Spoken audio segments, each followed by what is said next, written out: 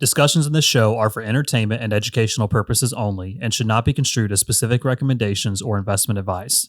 Always consult with your investment professional before making important investment decisions. Securities offered through registered representatives of Cambridge Investment Research, Inc., a broker-dealer and member of FINRA and SIPC. Advisory services through Cambridge Investment Research Advisors, Inc., a registered investment advisor. Cambridge and neither SmartPro Financial nor Bridgeway Wealth are affiliated.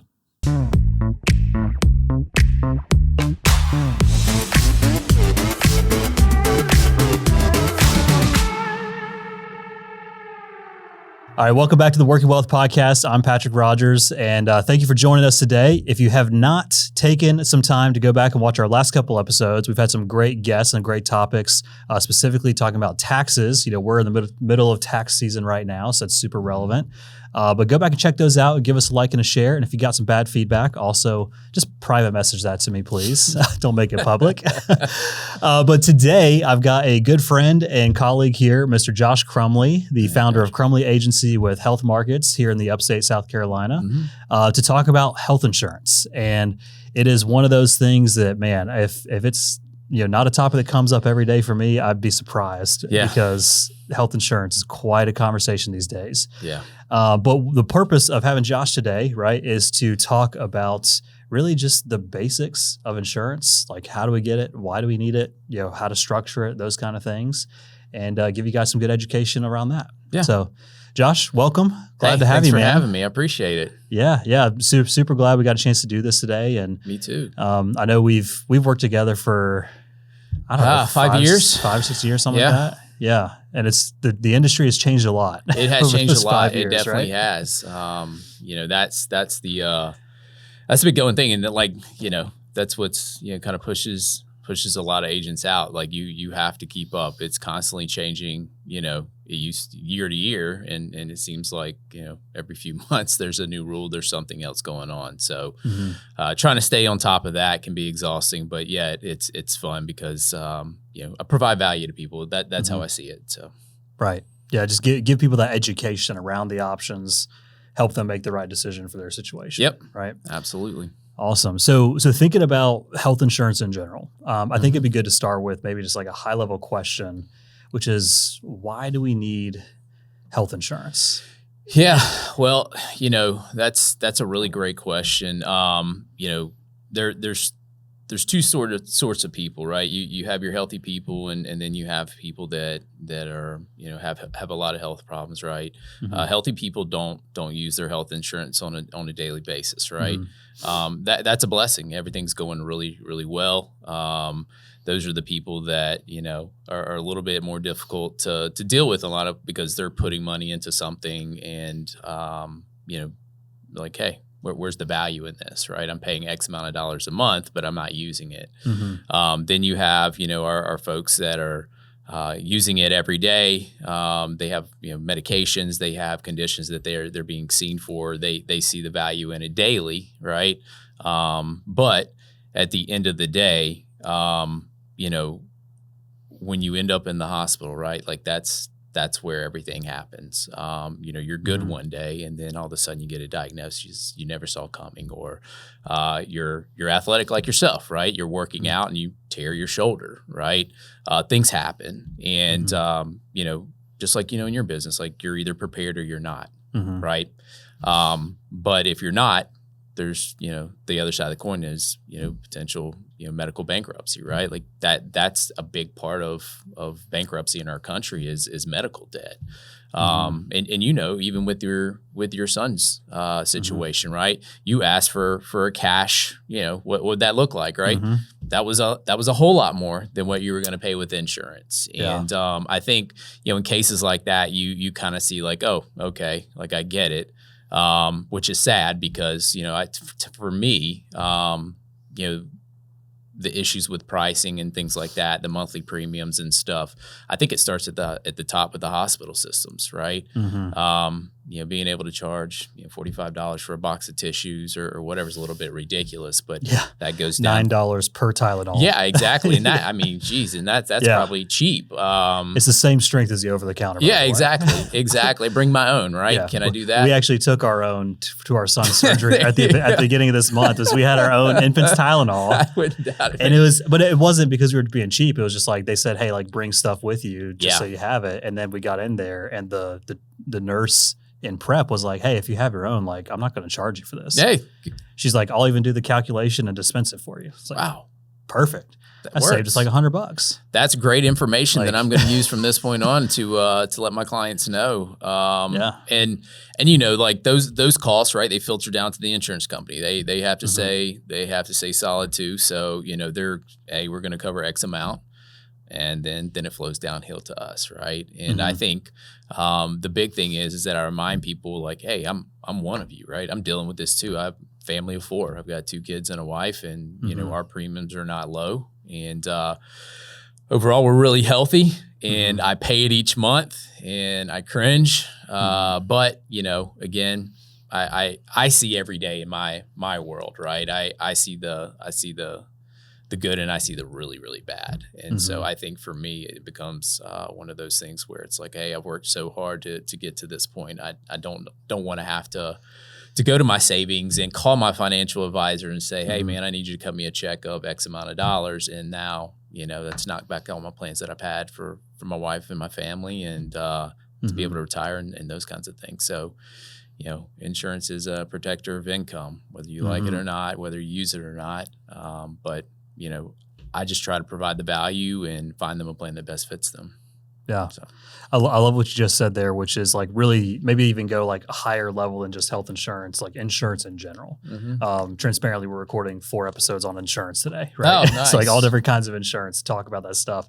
And when I was thinking about coming into today, I wanted to make sure we really think about what is the core purpose of or the design of insurance. And it doesn't even have to be traditional insurance, but just those programs, which is it's a transfer of risk. Yep. Right. That's it's like exactly. How do we take on a small monetary obligation, like a premium, to get a transfer of the larger risk spread out across a lot of different people? Yep. And that's like I think back to November of 2016 when I was studying for my life insurance license. Yep. The very first time.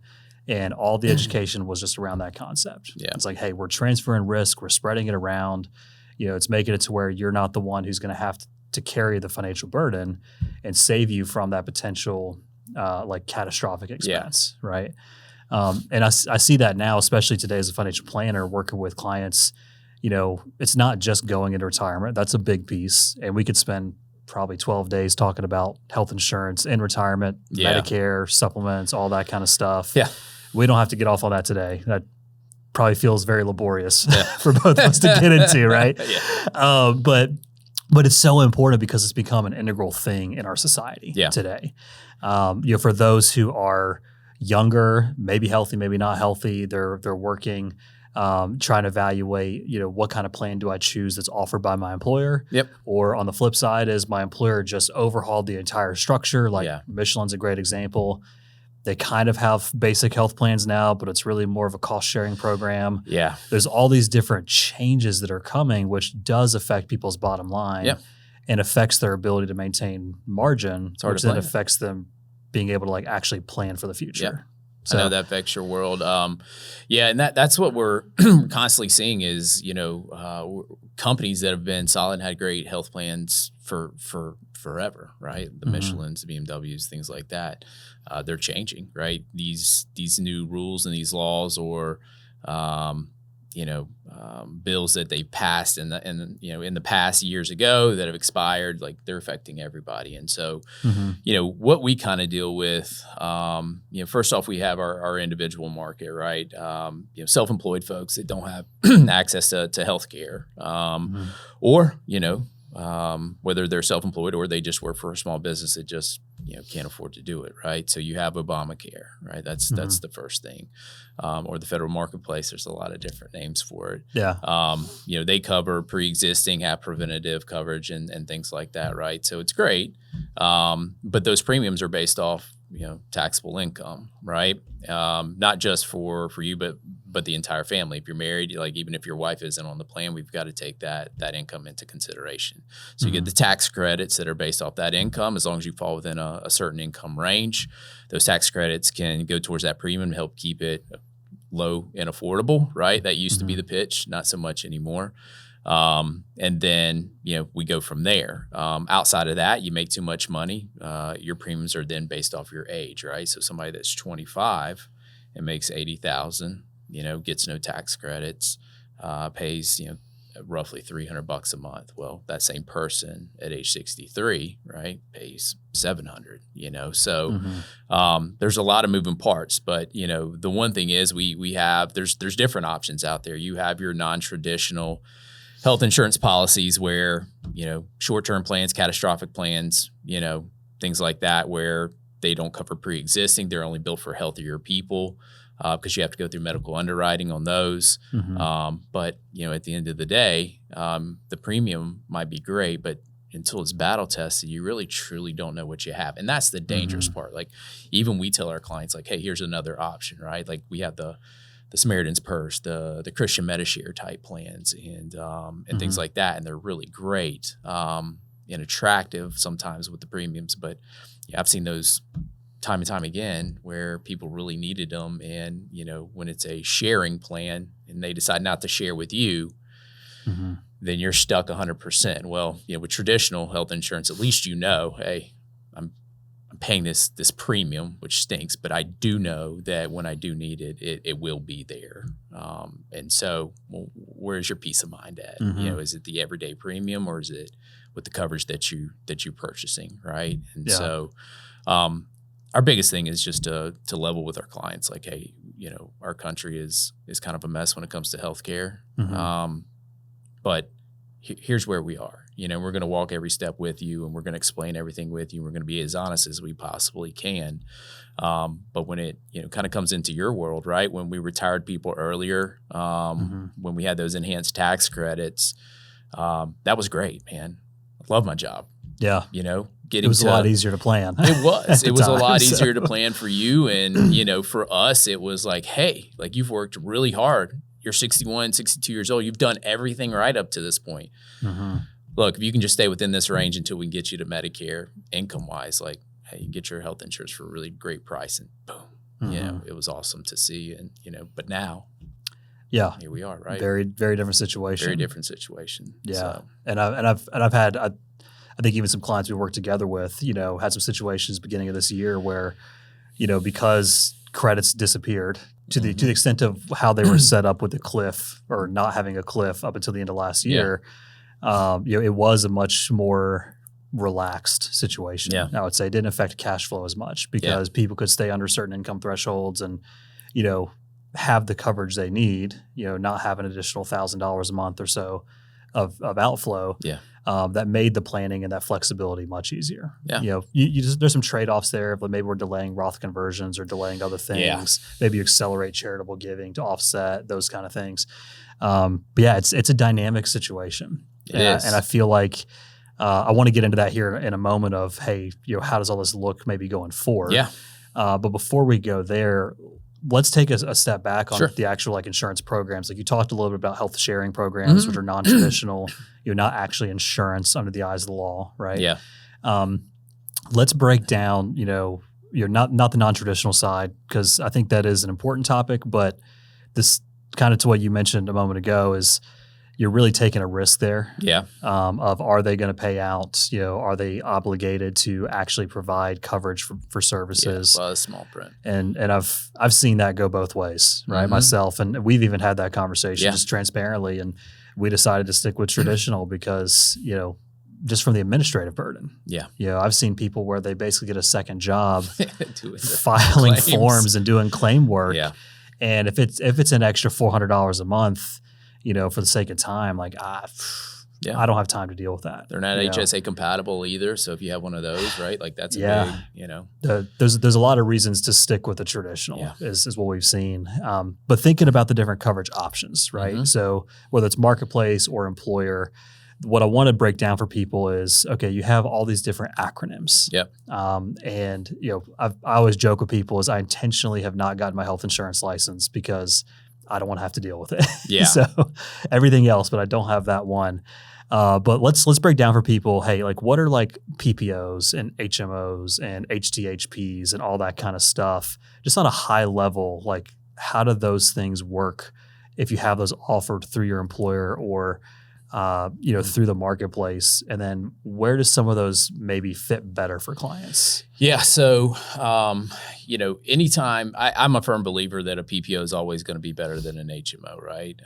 I think when you have access to in and out of network benefits, right?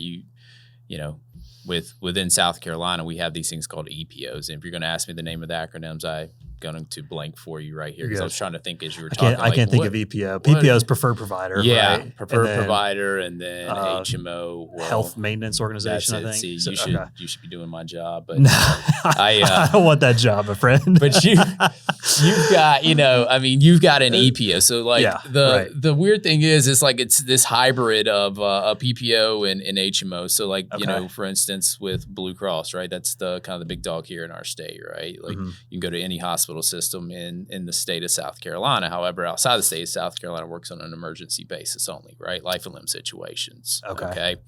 That's what most people have. Now they're offering these plans, kind of extend plans with a PPO benefit on it. So you can use the Blue Network nationwide, right? So if you need to go to Duke or something like that, or let's say you have a job in which you travel a whole lot, right? Your home base is here in South Carolina, but you're out and about a lot of the year, and or you have doctors that you want to see outside the state. Well, that's a great plan because you have access to those doctors and they're in network, and it's awesome. The PPO part out of network is a little bit different than HMO, whereas an HMO, if you're at a network period, like there's you're 100% on your own, right? Okay. But that PPO kind of gives you a little bit more flexibility to where if you're going to see an out of network doctor, they might cover 25% of the bill, right? But the weird part about that, especially within the marketplace, that's going to be a little bit different from like an employer type PPO plan, is that the ones in the marketplace, and if your agent hasn't told you this, is that there's no max out of pocket on out of network. So if you go have a surgery from a doctor and it's $100,000, well, they're going to cover 25%. You're on the hook for that extra 75, right? So that can be devastating, right? And there's these little things, man, that you have to be educated on. Yeah, and that's to clarify. So you're saying that specifically if you're on a PPO, like you have preferred provider options. Yeah. But you go out of network, like to a non-preferred provider, that's where you lose that out-of-pocket max. That's correct.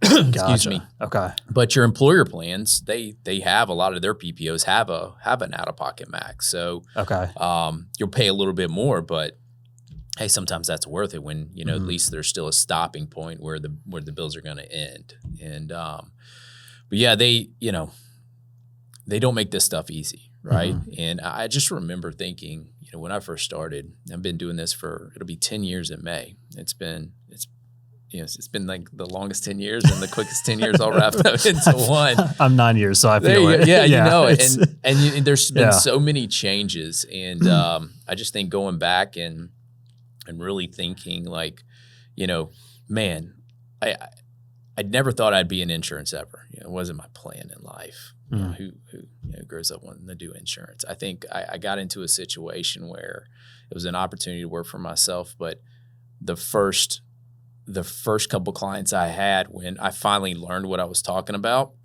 seeing the light pop on, right? Like, boom, education just happened. Like they got it. And I was like, oh, wow, this is fantastic. And I was like, well, man, if I can stay on top of this and just figure out, all these little ins and outs of these plans and really just educate people so that they can make that best decision. Like that's going to be great because like you said, PPO, HMO, like EPOs, like there's a lot of acronyms, right? So figuring that stuff out on your own can be tough and picking the wrong plan can be dangerous. So. Right. Yeah, and so I guess there's another component to that too. So you have like the provider organizations, and then you have the ones that maybe don't have a direct provider network, but it's limited based on deductibles, right? High deductible, low deductible, and I feel like that became a much bigger topic of conversation when Obamacare came out. Yeah. And so we're talking 18 years ago now. Yeah. Is that 18 years? Mm-hmm. Holy cow! So when all that happened, and then you have these like, it's kind of like cost reduction or cost management styles, right? Yeah. Like, hey, I need to hit this lower amount. It's going to cost me more per month. And then the insurance company really kicks in the majority of the coverage versus a higher amount with HSAs or FSAs, all that kind of stuff.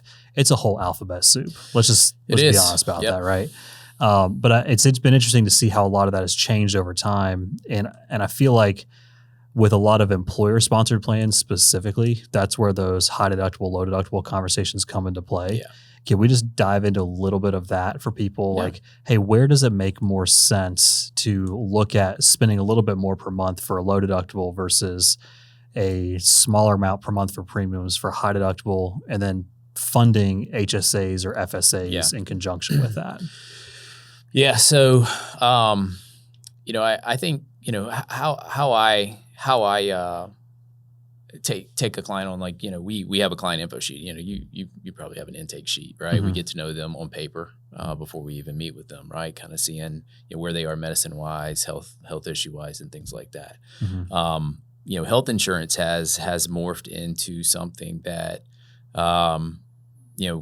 was really attractive and great to something now that's become more of a holy crap moment type coverage, right? So when we're looking at low deductible plans, right, there's going to be a higher premium right there, and there's becoming more and more of a separation in cost, man. Like a silver or gold level plan, which are your higher level plans, are much more expensive now than a bronze level, right? Like that you're on, I'm on. Majority of our clients, probably 90% of the country seems like are on now. But how we look at it is, all right, what are the medications we're taking, right? So low deductible type plans generally come with better prescription drug plans as well. So if you're taking a brand name medication, you had a heart attack and you're taking like an Eliquis or something like that, right? That's an expensive medication, right? If you're in the wrong plan, like a high deductible plan, well, that medication costs you $700 a month, right? So now we look at it where, all right, let's look at a gold level or a silver level plan that's going to give you a lower copay for that particular medication. But these people generally go to the doctor a lot more, right? They're going to have certain issues that come along. So, that low deductible, low max out of pocket type plan becomes more attractive for them. Those are the people that are going to be using it more on a daily basis. They're going to develop conditions over a long-term period to where they're going to be in the hospital or the doctor having procedures done, and that's an investment that's really going to work out for them. Okay. Potentially some people that are going to have children, right? Like that might be a good investment for them for a year, right? As long as everything turns out. People that are going through cancer treatments or have maybe a high risk of cancer or things like that, those are really good fits, those low deductible plans.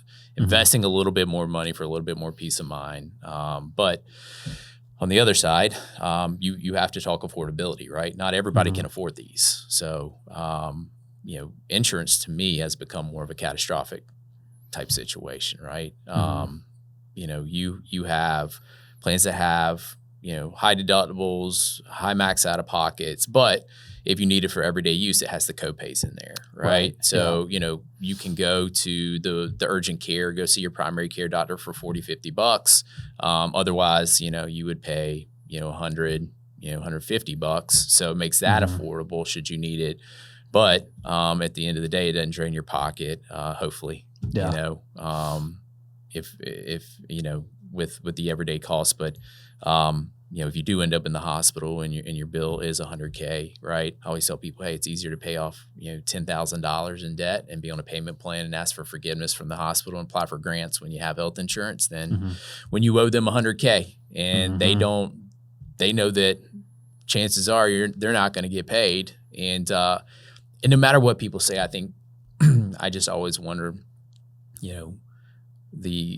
the level of care that you get when they realize, like, hey, you don't have any insurance too, right? So, well, and I've talked with medical professionals that various hospital systems is how I'll say it. Yeah. Where they work in the ER, and as soon as they find out someone doesn't have health insurance, it's manage and maintain in the ER and send them on their way. Get them out. Like they can't be here. We can't admit them. We're not going to do anything further beyond just generic maintenance to, like, if you're having a heart attack, you have no health insurance. Yeah. They're going to stabilize you. Yeah. And then send you home. And Exactly. and that, I think that is a whole other piece. And we don't have to get into like the ethics and the philosophy, right? That's not the point of the conversation today, but that is the reality. It's another reason of where to we are have today. it, right? Yeah. Right. It's another reason to have it. You have to think like, hey, people are, they take an oath to treat you, but how well they treat you, right? That's a whole nother thing. So, right, yeah. I think that the high deductible plans have become more attractive because of the great gap in premium cost. And I have a lot of clients that need to be over here on a really high level plan. They just can't afford it, and with the enhanced tax credits kind of going away, makes it even difficult. And that gap is just going to get larger and larger. So. Right. Yeah. So if I had to sum up the best application for that, this is the way I've kind of thought about it over the years, but I want you to correct me on this. So if I have more predictable, repeatable, consistent expenses, like I have regular specialist visits or a condition that's under management plans, prescriptions that are costly, on a regular basis, probably going low deductible, where I pay a little bit higher premium, but I can cap my actual cost out of pocket. That's a good idea. But if I'm healthier, maybe I'm younger, I don't typically go to the doctor, it truly is a catastrophic situation. Absolutely. That's where the high deductible might make a lot of sense. Yep. And like people that are wanting to retire early, right? Even this current situation that we're in, right? It's a little bit different. But hey, you take 4 or 5 meds, great. Like, we try to use the benefits we have of maybe a Canadian pharmacy where you can get that one expensive med through them, and we can go high deductible there too, just to get them to Medicare, right? Okay. Just be as strategic as you possibly can with the person, right? You give them the opportunity to see the options, and then you allow them to pick, but you kind of talk to them about, hey, what's more important, more money in your pocket, or do you need your health insurance a lot more than the average person? So that really goes back to just knowing your actual situation, right? How much would you say it matters for people to take an active role in just improving their health? Like when can I take it back to the insurance side? Like we know the costs are real. And I just found out, I have someone I've worked with for several years that is just going and getting samples of meds from doctors because the cost is so expensive. Yeah. Right. Just to be able to try to bridge the gap. And that's actually becoming more of a prevalent thing that I see. But how much do you think, considering the situation with health insurance in general, people should just try to be healthier? Yeah. I know that's a loaded question. It is. And every situation is different. So I feel kind of weird asking the question. But no, I think that's a great question. I mean, healthy people have options, right? I mean, they have options. When you're exercising, when you're watching what you're eating, doing the things that you need to do, you have the option to get the highest deductible plan, the lowest costly premium, right? You're not using it all. You also have a choice of taking that risk and getting a catastrophic plan outside the marketplace, because they can pass the health questions, right? So for me, I always tell people, like, hey, especially our Medicare folks, like they get a free gym membership included in their Medicare Advantage plans, and a lot of the plans, it's like, hey, use this, right? Like, you have the option to pick the best plan that's fit for you, no matter where the market moves, right? No matter how different they make these plans. But when you're healthy, like you're not forced over into this one little batch, right? You have options over here. Whereas if you're sick and you use it a lot, like you really have one option. And that can be scary. So you've got to kind of decide, like, hey, am I gonna take my health by the horns and start doing some things that I need to do, or am I not? But you mentioned the samples thing, right? Like I hear that a lot too. But I think that eventually doctors can't give you samples after a certain amount, right? Like you have to, that eventually shuts down too. So but you have resources, and we have resources. It's not just here in America, right? We have Canadian pharmacies that we've tried to hook up with and recommend our clients to. But health is first. Health is health is wealth, right? Absolutely what it is. And you definitely have a lot more options when you are healthy. Mm-hmm. So, and I know there's been a lot of changes. I want to talk a little bit about the O3B Act, the One Big Beautiful Bill. There's been some changes around, bronze level plans, catastrophic plans, things like that. Before we go there, though, I've seen some headline news recently, and I honestly haven't dug into it. So I'm curious if you have any insights on this, like the whole Trump RX thing. And any breakdown of what that looks like, what's actually coming down the pipeline there. So I looked at, I got on the website, and if you haven't, go check it out. It's like another version of like GoodRx, if you're familiar with that. Okay. So a lot of the generic medications are there, right? They aren't that expensive anyways. But then you have like some of the heavy hitters, your Ozempics, Mounjaro, what is Zepbound, things like that, right? Very popular medications that, they have on the website, kind of what you can pay through them. Still expensive though. That's the problem is that, why are we, still $200, $300, right? That's a lot of money, and it's great. Like I hear politicians talk about like, hey, we're doing this, we're going to do that. You have to be reminded they don't use the same programs that we use, right? But they make the decisions for our programs. Yeah, right. And so when you hear politicians start talking about like, oh, we're going to do this and we're going to do that, just understand, like it's a lot of talk. It gets headlines. It kind of defers you, and then you don't see anything, right? Like, and then the costs go up on the bottom line. And then the costs go, yeah. Like, right. It's there's reasons behind everything. The health insurance system's broken, right? There's nothing clear. It needs to be burned down and start from scratch. But there's too much money involved. But things like Trump RX. Go check it out for yourself. Like, it wasn't as great as what I thought it was going to be. So I'm hoping that like no better than just using the Amazon pharmacy kind of thing. Yeah, pretty much. I mean, my hope is that they start getting the price of these meds down. They really, really hold it, because we pay more than any country in the world for our medications, right? Like it's absolutely wild. Why? That's my question, because I have a lot of clients that, they come to us and they need certain medications, and they just like, oh, well, I'm not going to take that. I can't afford to do that. And that's scary. You know what I mean? We talk about health. Like if they need something, they should be able to get it and not have to mortgage their home, to get it. Right. So, but that brings up a thought too. And again, I don't know your experience with this, but what does it look like for people to maybe seek medical care out of the country? Like how does that work with health insurance? Is that not giving advice here, but is that generally a good idea to explore? Is it a bad idea to explore? Like, what are your thoughts? I think that's that comes down to personal comfort there. Medical care in other areas of the country is a lot cheaper, right? Health insurance here is not going to help you with any of that. So you're kind of on your own. But then again, I've had clients that go have weight loss surgeries in Mexico, right? They came back, everything worked out really great. They look great, they're healthy, they dropped all their meds. A surgery that would not be covered with the insurance that we have here, like bariatric surgeries and things like that. Like that was their only choices to go there. So it worked out really great. It's one of those things. It's a risk, man. Like you go to another country, you don't know. The prices are cheaper, but who you're dealing with, and if the standards are the same, and your comfort level, and that's gotta take part in it. But always be curious. That's what I'm always saying. Always be curious, right? Read into it, research it, find out, talk with somebody.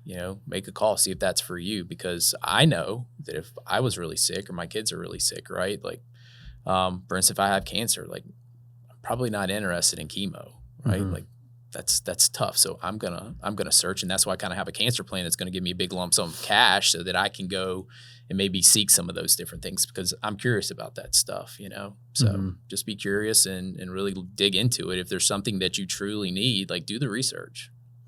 So I like that. Always be curious about it. Like, and I think there's some people might take that and say, well, I'm just gonna be skeptical about it. That's easy. And it is easy, right? To immediately go to the negative side. But that is an interesting thought, is like being curious to the perspective of being proactive and taking that active step to really dig in and understand. Yeah. And I think that even ties back in with like the non-traditional programs. You know, I've had a lot of people that, you know, use Christian Healthcare Ministries or Medishare or Sedera or Crowd Health or whatever. Mm-hmm. I recently heard about one that was actually tied with like Bitcoin. Wow. and I don't even remember the name of it, so I won't even try to put that out there. But it was one where like you paid in your premiums and they connected that with like a Bitcoin account, and when everything was up, you know, that's great. It was great. Like everything's paid for. I don't know how that's turned out with claims these days, right? Yeah, I know. There's no money there any longer. You talk about a gamble, right? But I think that's one of those things, and that's what I really love about your approach. And even over the past 5 years, we've definitely had some discussions around, hey, what's the best options? Every year, yeah. And I've gotten frustrated sometimes. I'll be honest, but it's because like for me, it is more frustrating around just the waste and the fraud and all that kind of stuff. Mm-hmm. And we can level on that, which I love that about your approach and your team and the way you talk through things. Thinking about the non-traditional side, though, just touching on that briefly again. The biggest risk that I see for people is the administrative burden and the not knowing. Yep. And I'll just give the personal example. Like we have a bronze plan that we got through you with HealthMarkets, and it's been great for us. It's worked fantastic. It's provided a lot of value, right? Yeah. And when we had to have a surgery for our son earlier this month, I've always heard that mantra of, hey, like cash pays cheaper. Yeah. And I'm like, well, I'm going to figure this out because I'm expecting a $10,000 bill with insurance. And I tried for like 2 weeks to get feedback from the hospital system. And every time I call a department and I ask the question, they say, well, you need to call this department. We can't help you with that. Yeah. So then you call that department. And then you talk to them about stuff. They say, oh, well, you need the treatment codes for this, and then call us back. So then you go back and get the treatment codes. Then you call them back. Yeah. Like, oh, well, you have those treatment codes, but we can't actually give you the numbers because it's a provider that does all this. I probably spent 5 or 6 hours on the phone, half of it on hold, just to finally get told that the cash pay was a 20% discount on the total charges. Yeah. Which was going to be $24,000. It's crazy. So I'll take my 10 grand bill over the 24,000, with insurance like any day. And that was actually a really helpful experience for me, a humbling experience. I'll just be honest about it of, okay, like it is what it is, and maybe the times have changed or what people used to say is not true or whatever.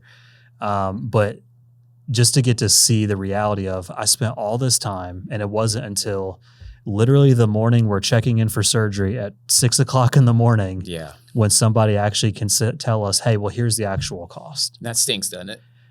All that time wasted and for nothing, right? Yeah. Well, I shouldn't say for nothing, for the lesson to like get clarity. Yeah.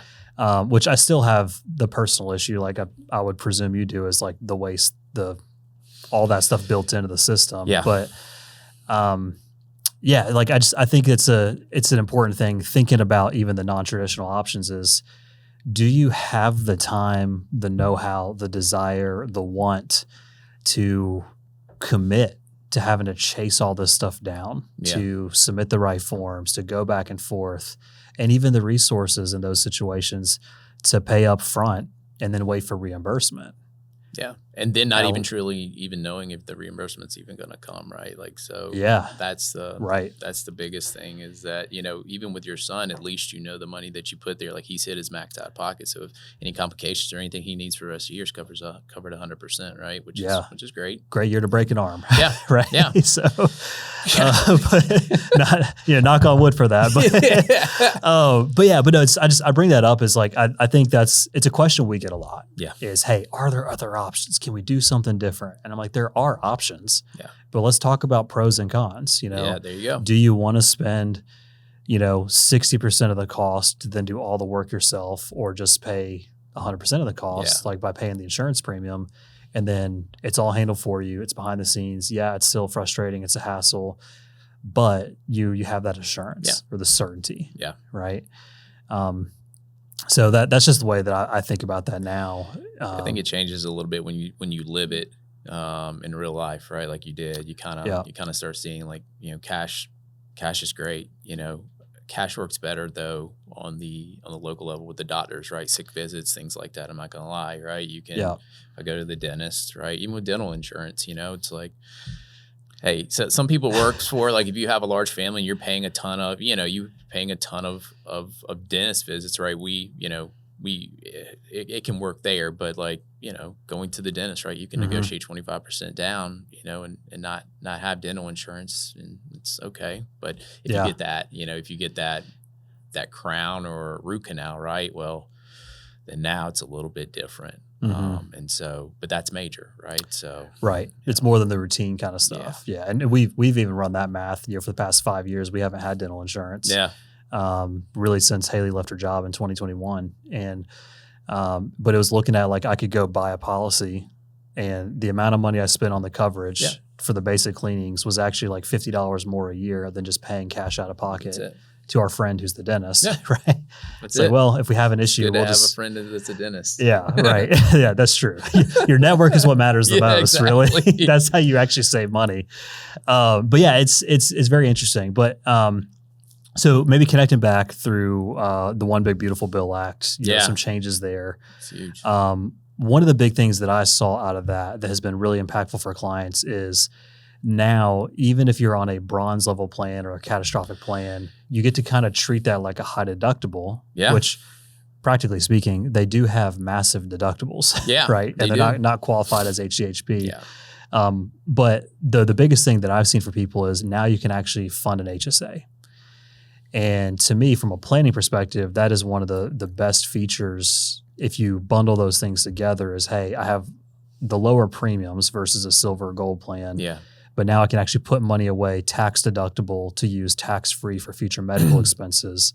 How much of that have you talked through with people as you're looking at plans to make sure that they're making the right decisions there? A lot more. The one thing, at least with the bronze level plans in the marketplace, like the one thing is that those like now we can, all bronze level plans within the marketplace are HSA compatible, right? Like it used to be 2 or 3 of them, and they didn't have copays and things like that, right? So those visits, well, now like you can get the ones that have the copays, right?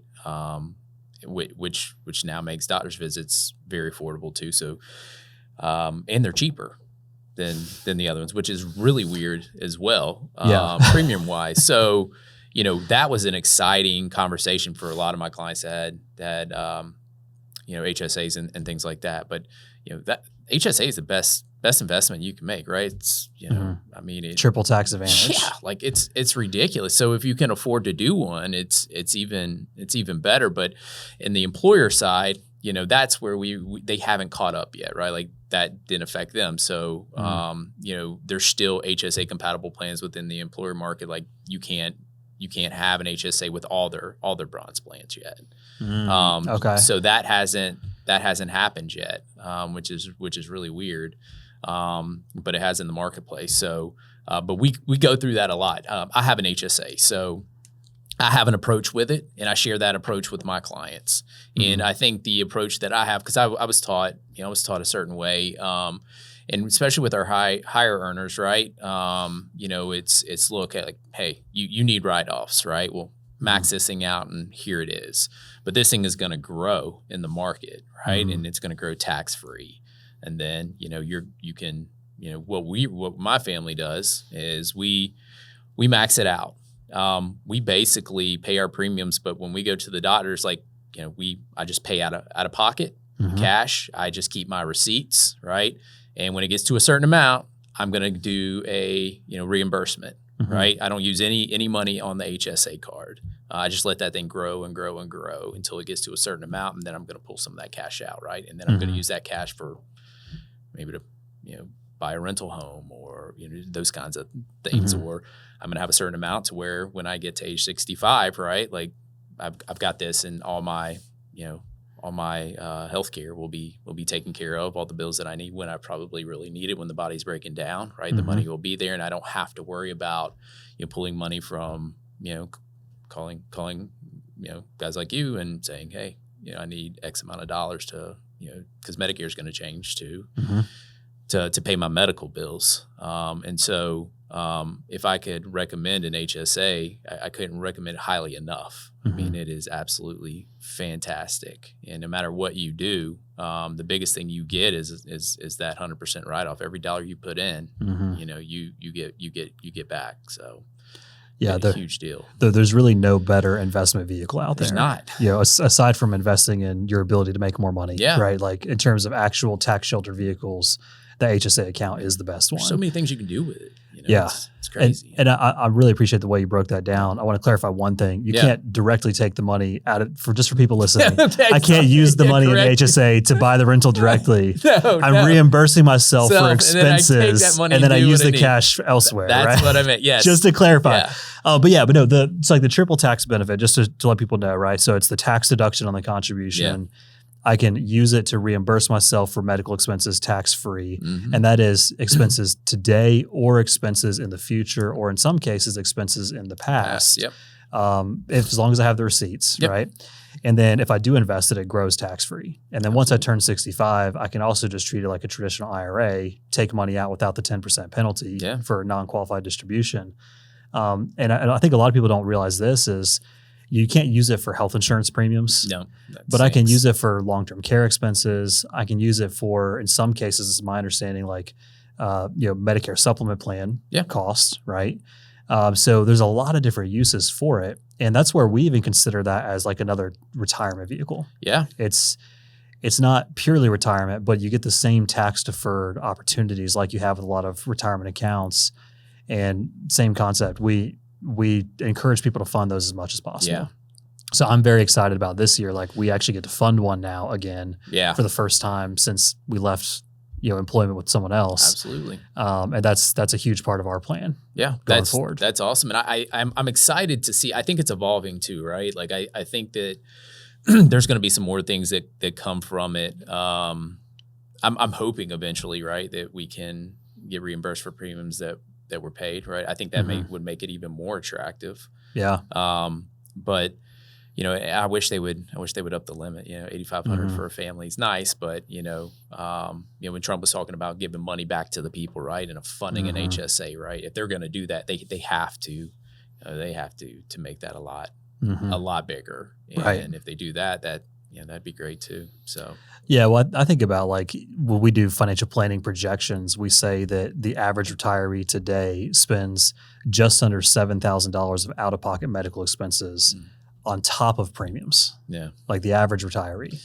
That's another, $530, $540 a month or so, roughly. Maybe a little bit more, $550 in retirement. That's per person, right? So like $8,500 today doesn't even cover that amount for one person if they had the money in and like trying to fund it, then take money back out the next year or so.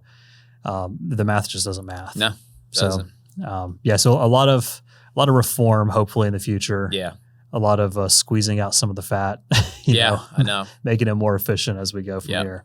I think the biggest thing is like with healthcare, right? It's just like with a lot of things, doom and gloom, right? There has to be reform. There has to be a lot of things, but I'm excited for the future. Like I feel like there's something there. Like somebody's going to come along with a really great plan, or maybe crazy concept. They start talking to guys like us that use it and deal with it every day, and start taking some opinions and trying to help build a good, good health plans for average everyday Americans. But future's bright. And I think there's going to be a lot of things that come from it, just hopefully sooner than later, Yeah. So I agree with that. Well, good. Well, how can people find you? If anybody's, wanting to reevaluate their situation or they're just, transitioning into self-employment or, between jobs, they need coverage. What's the best place for people to get in touch with you? Yeah. So, you can Google us. We have a presence on, on Google. I think we're up to like 153 5-star reviews. We've been working really hard to do that. So, just Josh Crumley at HealthMarkets. You can find me there. You can also reach us at 864-999-1384. You can just stop by and visit us. We're at 33 Villa Road in Greenville, 296. Was it 29615? I think so. Yeah. Something like I can't. It's off of Pleasantburg, right? It's right there near Past Threes Golf Course if you're familiar with that area, and we're in Suite 105. So, our biggest thing is we Yeah, we love people, and we love educating and providing value. It's not about the product at all. I can say at least when you leave, whether you do something with us or not, whether you need our help or not, you're going to leave educated, and I think that's the good thing. And if you need us now or you need us later, we're going to be there. And I hate to say, we enjoy what we do, and I think that. As long as we stay focused on that and stay focused on the people, that, no matter what happens in this industry, you'll always have us to kind of be ahead of the 8 ball and always trying to think outside the box to find solutions for you. Mm-hmm. Yeah. And I'll just give some additional kudos there. You guys have done a great job for us and also for all the clients we've sent over the years. And we're grateful for that. So I appreciate it. Couldn't recommend you guys enough. Thanks for this. Patrick. Yeah. Awesome. Well, thank you so much, Josh, for being here. Really appreciate it.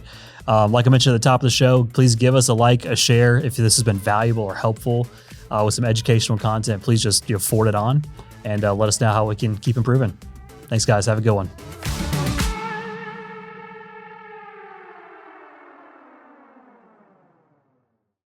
Discussions in this show are for entertainment and educational purposes only and should not be construed as specific recommendations or investment advice. Always consult with your investment professional before making important investment decisions. Securities offered through registered representatives of Cambridge Investment Research, Inc., a broker-dealer and member of FINRA and SIPC. Advisory services through Cambridge Investment Research Advisors, Inc., a registered investment advisor. Cambridge and neither SmartPro Financial nor Bridgeway Wealth are affiliated.